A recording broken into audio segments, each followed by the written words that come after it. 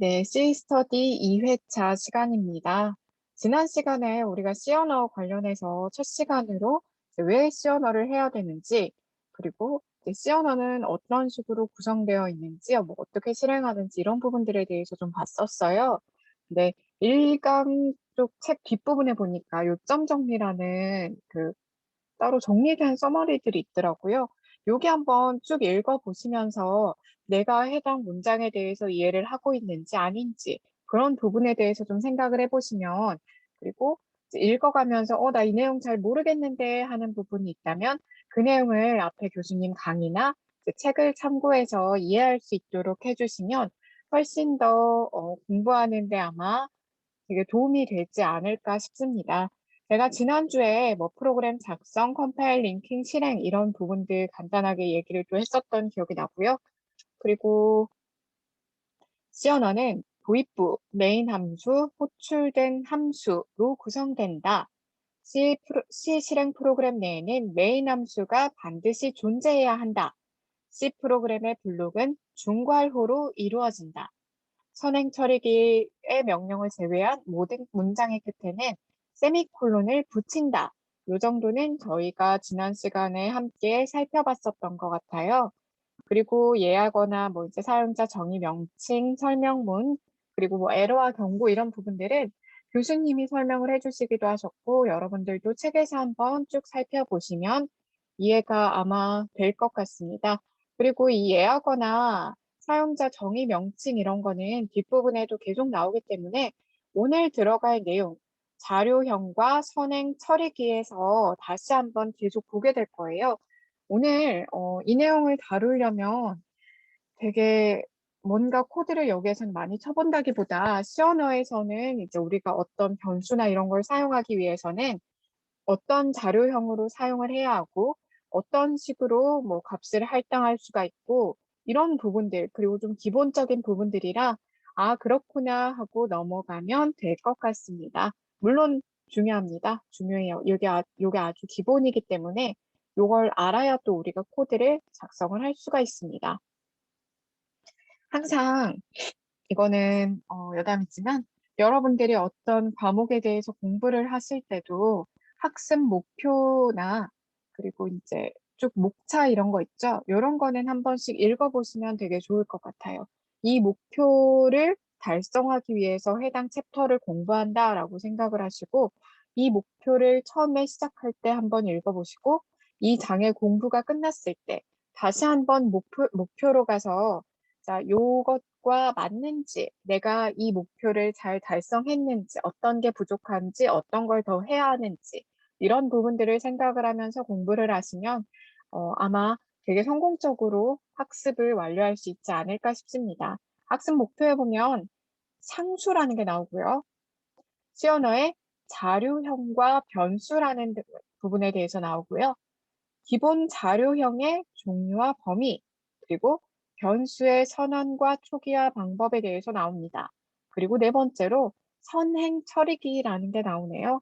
우리가 오늘은 긴 시간은 아니고 짧은 시간 동안 진행을 할 거라서 이 부분에 대해서 한번 쭉 살펴보면서 상수는 이런 거구나, 변수는 이런 거구나, 자료형은 이런 거구나, 이 정도로 한번 되짚고 가면 좋을 것 같습니다. 네, 가장 먼저 상수와 변수에 대해서 나오네요. 자료형이라고 하는 게 나와요. 우리가 이제 보통 프로그래밍 언어에서는 여러 가지 자료형이 있는데요. 우리는 그냥 쓰는 거지만 컴퓨터는 이걸 받아들였을 때 얘가 숫자인지, 소수점이 있는 숫자인지 없는 숫자인지, 문자인지, 뭐 배열인지 이런 부분들에 대해서 굉장히 민감하게 받아들입니다. 그래서 우리가 내가 어떤 변수를 하나 쓸 건데 이 변수에는 내가 숫자를 담을 거야, 정수 숫자를 담을 거야 라고 미리 알려주면서 선언을 해줘야 돼요. 그래서 우리가 이 자료형을 보면 보통 변수에서 많이 사용을 하는데 여기에 보면 그릇이라는 표현이 나오는데요. 자료형이란 자료를 담는 그릇과 같다라고 되어 있습니다. 우리 마찬가지로 변수를 설명할 때도 그릇이라는 설명을 되게 많이 해요. 이 그릇은 무엇을 담느냐에 따라서 좀 달라지죠. 만약에 밥그릇과 국그릇이 있으면 이제 각각의 하는 용도들이 있잖아요. 그 안에 밥 중에서도 밥이 들어갈 수도 있고, 뭐 흑미밥이 들어갈 수도 있고, 잡곡밥이 들어갈 수도 있고, 이런 부분으로 안에 들어가는 내용들은 조금 달라지지만, 이 공통적으로 우리가 밥을 먹으려면 이 밥그릇을 찾아야겠죠.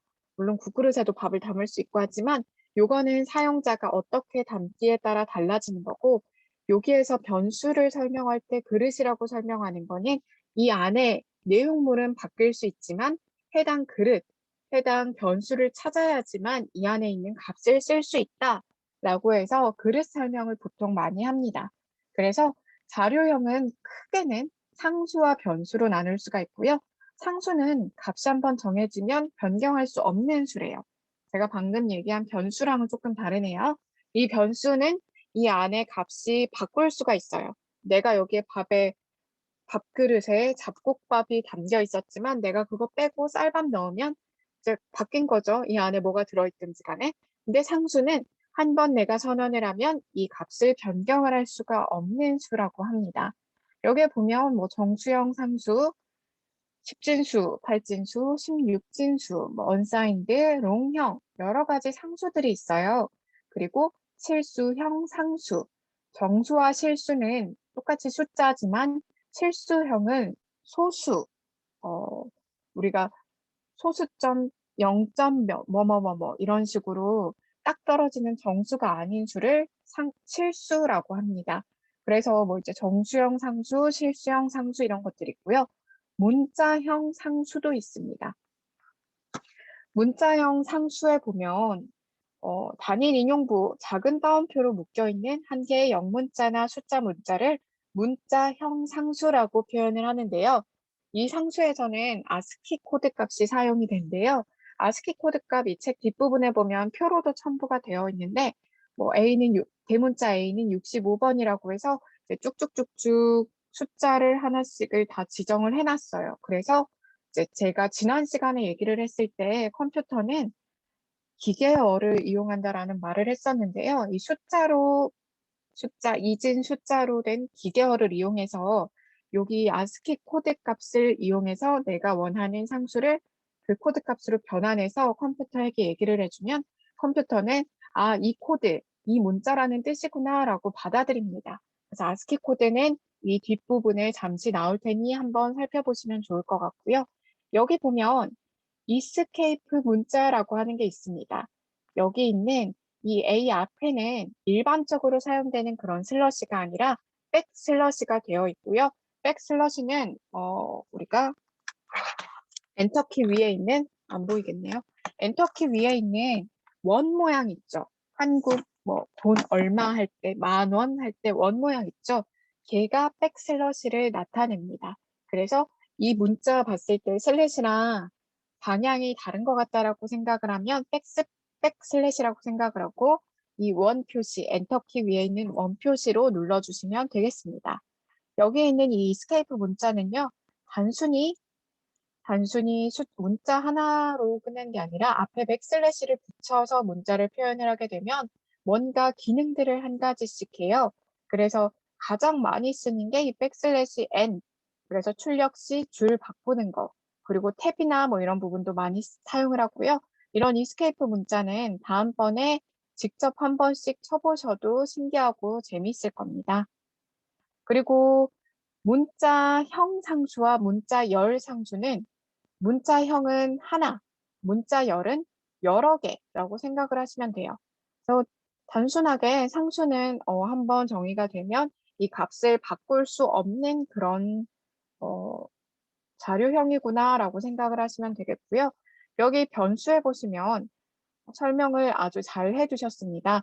프로그램 실행 도중 변할 수 있는 값이 저장되는 기억 공간을 변수라고 합니다. 그래서 여기 변수의 특징에 보시면 이름이 있어야 되고요. 직접 자료형이 지정된 자료형을 가지고 있어야 돼요. 그리고 이 변수에는 값이 들어가야 합니다. 이 세 가지를 만족해야 변수라고 할 수가 있고요. 변수명의 정의 규칙으로 우리가 그 1강 후반부에 나왔던 뭐 사용자 명령에서 쓸 수 없는 예약어라든지 이런 부분이 이쪽에 나옵니다. 그래서 변수는요, 사용되기 전에 선언이 먼저 되어야 되고요. 자, 내가 인트형, 뭐 숫자형으로 숫자형으로 A라는 변수를 쓸게 라고 미리 말을 해둔 다음에 그 A의 값을 집어 넣어야 돼요. 그냥 정의하지 않았는데 일단 그냥 A에 무슨 값을 넣는다. 이거는 C 언어에서는 안 됩니다. 가끔 이제 언어별로 조금씩 다르긴 한데 C 언어는 이 자료형에 굉장히 민감하기 때문에 항상 사용하기 전에 선언을 먼저 해주셔야 되고요. 내가 이 변수에는 어떤 값을 할당할지를 생각을 해서 해당하는 자료형에 맞는 자료형을 앞에 선언을 해주셔야 됩니다. 그리고 변수명은 반드시 영문자나 밑줄로 시작을 해야 되고요.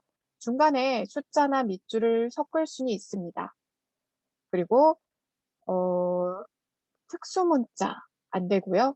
대소문자 구별합니다. 예약어는 사용할 수 없습니다. 예약어는 1강 뒷부분에 책에 보면 아마 상세하게 나와 있을 거예요. 그래서 여기 보면 변수의 사용에 대해서 나와 있는데 코드를 좀 읽어볼게요. 샵 include stdio.h 첫 번째 줄에서는 stdio.h를 내가 include 하겠다. stdio는 지난 시간에도 얘기한 것처럼 스탠다드 인풋 아웃풋 헤더 표준 입출력에 관한 함수들을 모아둔 라이브러리입니다. 그래서 이 밑에 printf를 이용하기 위해서는 첫 줄에 이 stdio.h를 꼭 넣어주셔야 되고요. 얘를 좀 이따 나오겠지만 선행 처리기라고 합니다. 그래서 보시면 void main 함수가 나왔네요. 메인 함수에서 안에 시작을 하면 int a, b라고 세미콜론을 붙여줬고요. 요 말은 int라고 하는 자료형에 a와 b라는 변수를 내가 선언하겠다라는 의미입니다. 그래서 선언을 먼저 했죠. 자, 그러면 이 프로그램에서는 a와 b라는 int형 뭔가 이제 공간들이 만들어집니다. 그래서 a에는 100이라는 숫자를 집어넣고요. B에는 50이라는 숫자를 집어넣었습니다. 그리고 나서 printf, 여기 F는 포맷의 F고요.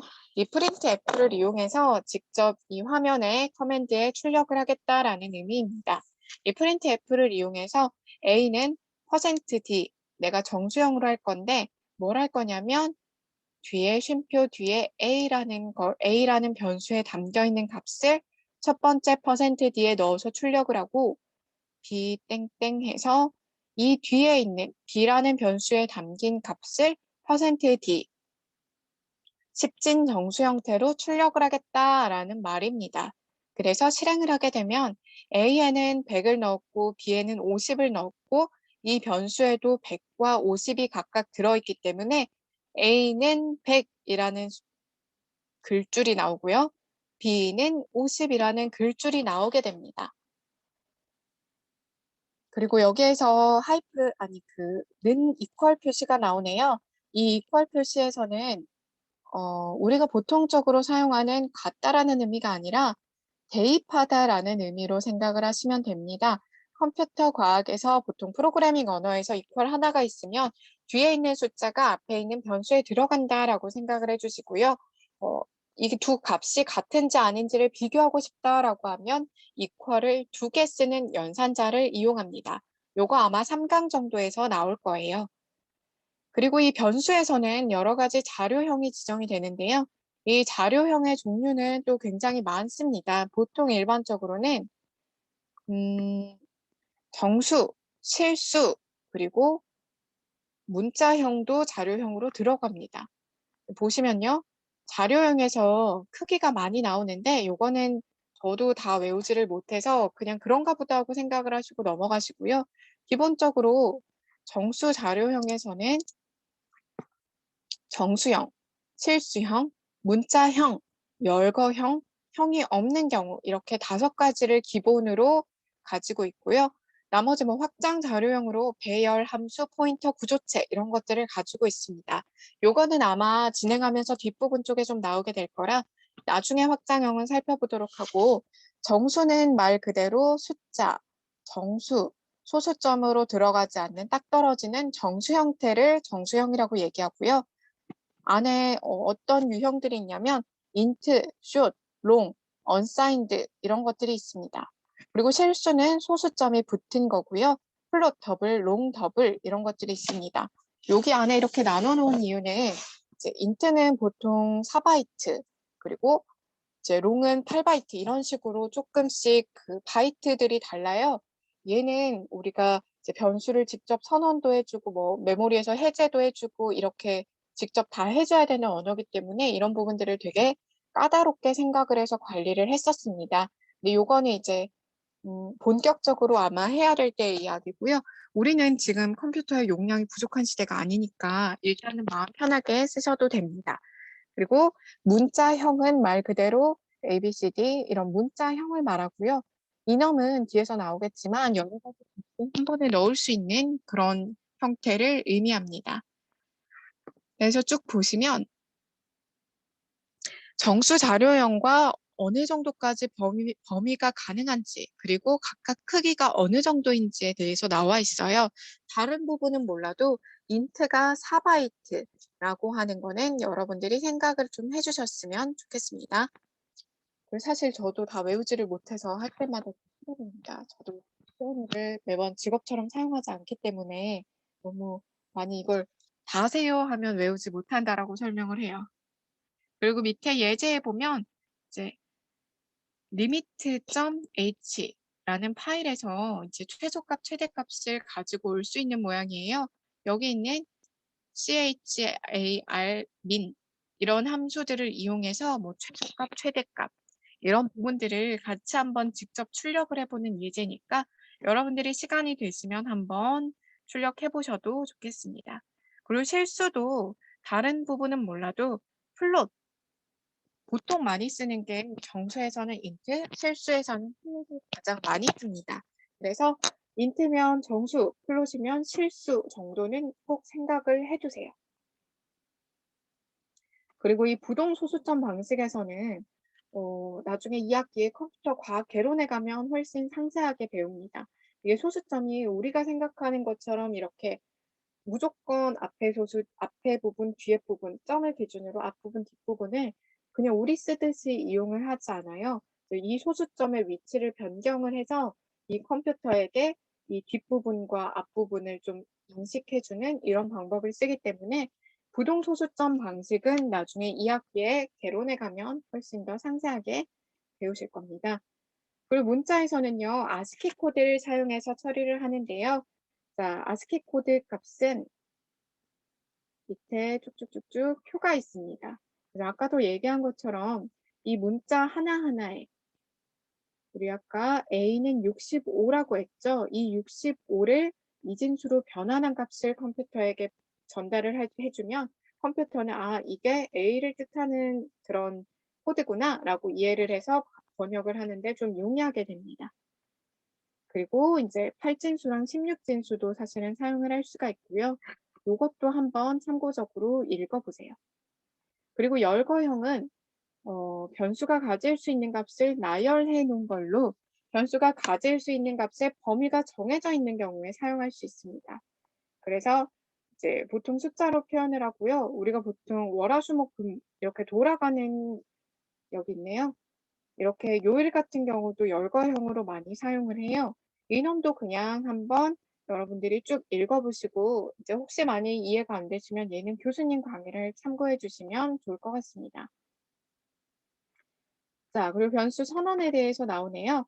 아까 제가 얘기한 것처럼 정수, 인트, 이제 인트하고 변수명을 쓰게 되면 아, 얘는 정수형의 변수구나를 인지를 할 수가 있어요. 그래서 이 앞에 정수인지, 실수인지, 문자인지 이런 부분들은 아, 이런 자료형이 있구나 하고 생각을 쭉 해두시면 좋을 것 같고요. 여기 있네요. 다음과 같이 변수 i와 j를 선언을 하면 각각 메모리에 변수를 위한 공간이 먼저 할당이 됩니다. 그 다음에 이 i에 어떤 값을 넣을 건지 j에 어떤 값을 넣을 건지를 대입을 해주게 되면 이 메모리 안에 값이 들어가는 방식입니다. 그래서 변수는 항상 선언을 먼저 하고 그 다음에 값을 넣는 거, 보통 우리가 값을 넣는 걸 초기화라고 하는데요. 항상 선언 후에 초기화를 해주시면 됩니다. 그리고 제가 지난 시간에 얘기를 하지 않았지만 이제 에러와 경고 이런 부분들에 대해서 말을 그 1강 끝부분에 좀 나왔는데요. 이런 식으로 변수를 선언만 해 두고 값을 넣지 않고 이용을 하지 않는다 싶으면 이제 에러가 뜹니다. "이거 왜 사용 안 했는데 여기에 그냥 넣었어? 그냥 한 줄 지워 버려." 라는 에러가 뜹니다. 그리고 자 변수에 저장될 값의 크기. 네. 변수에 저장하게 될 자료의 최소값과 최대값의 범위를 고려해서 자료형을 지정을 해야 됩니다. 변수가 가지는 범위보다 더 큰 값을 대입하면 오버플로우, 넘치는 현상이 발생해서 나는 뭐 이제 10만이라는 값을 넣었는데 이 변수에서는 뭐 이제 8만까지밖에 표현을 못한다라고 하면 이상한 값이 섞여 들어가게 돼요. 그리고 이제 초기화 부분에서 여기 부분에서도 메모리에 값이 들어가는 부분이 이제 이거는 에디터마다 조금씩 다른데요. 만약에 i라는 걸 내가 선언을 해 두고 이 i의 값을 지정하지 않으면 이 i에는 내가 의도하지 않은 전혀 다른 쓰레기 값이 들어가 있을 수 있어요. 내가 i에는 뭘 넣어라 하고 초기화를 하게 되면 그때 이 i에는 이 값을 집어넣는구나 하고 해당 메모리에 더 씌우는 그런 형식이고요. 이 메모리는 비어 있지 않기 때문에 기존에 갖고 있던 뭔가 다른 값이 튀어나올 수가 있어요. 그래서 선언을 하고 초기화를 하는 부분은 중요하게 생각을 하시면 됩니다. 자, 여기 예시에서는 방금 말했듯이 이 자료형의 범위를 벗어놓은 값이 들어갔을 때 어떤 게 출력이 되느냐인데요. 전혀 다른 뭔가가 나오는 걸 볼 수가 있습니다. 자, 그리고 변수의 선언 위치는 이제 지역 변수와 전역 변수 이런 부분들을 얘기를 하는데요. 어디에서 선언이 됐느냐에 따라서 어디까지 쓸 수 있는 사용 범위가 달라집니다. 그래서 보시면요. 여기 a라고 하는 게 있고 여기 위에도 int a가 있네요. 뭐 일반적으로 변수 우리가 볼 때요. 여기 중괄호가 있죠. 이 중괄호 안에서 선언 즉 중괄호 안에서 자료형과 변수 이름으로 선언된 그 변수는 해당 중괄호 안에서 유효하다라고 생각을 하시면 돼요. 그리고 이 중괄호 안에 들어있지 않고 전체적으로 그냥 위에 있다라고 하면 이 안든 밖이든 어디서든 갖다 쓸 수 있는 전역 변수라고 생각을 하시면 됩니다. 초기화는 제가 방금 얘기를 했었고요. 초기화하지 않았을 경우에 어떤 뭔가 다른 내가 의도하지 않은 그런 값이 들어갈 수 있습니다. 자, 그리고 이 선행 처리기는 제가 지난번에도 계속 말씀드렸던 샵 include가 여기에 들어가는데요. 이 선행 처리기에는 샵 include, 샵 define, 뭐 샵 if, 샵 else, 샵 elif, 샵 and if 등등이 들어갑니다. 아마 가장 많이 이용을 하실 것 같은 경우는 샵 include와 샵 define이고요. 샵 include에서는 이제 제가 전에도 계속 말했지만 다른 라이브러리에서 어떤 함수들이 정의되어 있는 다른 라이브러리를 갖고 와서 내가 해당 파일에 있는 함수를 좀 갖다 쓰겠다라고 할 때 샵 include를 이용하게 됩니다. 그래서 선행 처리기를 사용할 때 반드시 샵으로 시작을 하셔야 되고요. 이 선행 처리기 뒤에는 세미콜론을 붙이지 않아요. 그리고 한 줄에 하나의 명령만 쓰고요. 소스 프로그램의 첫 번째 부분에 위치합니다. 이 첫 번째 부분에 위치하는 이유는 이제 아래에서 우리가 해당 함수를 갖다 써야 되는데 이게 컴파일 언어의 특징이 첫 줄부터 그냥 쭉쭉쭉쭉 읽어 내려오는 거기 때문에 처음에 읽을 때 '아 이 부분이 이쪽에서 받아오는구나.' 이런 것들을 생각을 해야 돼서 항상 내가 사용하려고 하는 것보다 선언이 먼저 되어야 하기 때문에 첫 부분에 선행 처리기를 위치를 시켜야 됩니다. 그래서 여기 보시면 파일명이 다양합니다. 꺽쇠를 쓰기도 하고요. 쌍따옴표를 쓰기도 해요. 저는 보통 위에 꺽쇠를 이용하는 걸 이용을 하는데 이게 가장 기본적입니다. 그래서 선행 처리기는 C 언어에서 제공되는 헤더 파일을 같이 내 소스 파일에서 읽어들여서 얘와 함께 이용하겠다라고 했을 때 사용을 합니다. 그래서 이 부분은 책을 한번 쭉 읽어보시면 될 것 같고요. 매크로 샵 디파인은 define, 영어 단어 정의하다입니다. 내가 이러한 게 나오면 여기에는 무조건 얘를 넣어서 사용하겠다라는 의미로 생각을 하시면 돼요. 그래서 우리 매크로 게임하시는 분들은 아마 매크로 단어는 익숙하실 겁니다. 그리고 매크로와 조건부 컴파일. 조건부 컴파일도 얘도 이제 많이 사용은 하지 않기 때문에 여러분들이 간단하게 좀 읽어보시면 좋을 것 같습니다. 조건에 따라서 프로그램을 컴파일하는 거래요. 그래서 이게 윗 조건이 참이라면 바로 그 위에 것들을 컴파일하는 이런 식입니다. 얘는 아까 if, else 나오고 나서 다음번에 문법 있을 때 다시 얘기를 좀 해보도록 할게요. 자, 그렇게 해서 2장의 내용이 쭉쭉쭉쭉 끝났는데요. 이제 예제나 이런 부분들은 여러분들이 한번 직접 해보시면 아마 더 좋을 것 같습니다. 간단하게 정리하고 오늘 시간 마무리를 하려고 합니다. 그래서 상수와 변수에 대해서 오늘 얘기를 했었고요. 이 변수에는 상수와 변수 그리고 자료형에 대해서 살펴봤었는데요. 자료형은 이제 정수형, 실수형, 문자열, 문자형, 열거형 이런 부분들이 있고요. 이런 부분들이 있어서 내가 이 변수를 사용할 때 어떤 값을 넣을 거니까 어떤 자료형으로 선언해야겠다를 여러분들이 생각을 하시고 이용을 하시면 좋을 것 같습니다. 네, 그리고 문자형과 뭐 선행 처리기 이런 부분에 대해서 했었고요. 여기 있는 요 요점 정리는 여러분들이 책을 한번 쭉 읽어보면서 내가 해당 개념에 대해서 이해를 했는지, 그리고 내가 조금 어려운 부분은 어떤 게 있는지, 이런 부분들을 한번 쭉 생각을 해보시면 좋을 것 같습니다. 오늘 스터디는 여기까지 마무리하도록 할게요. 감사합니다.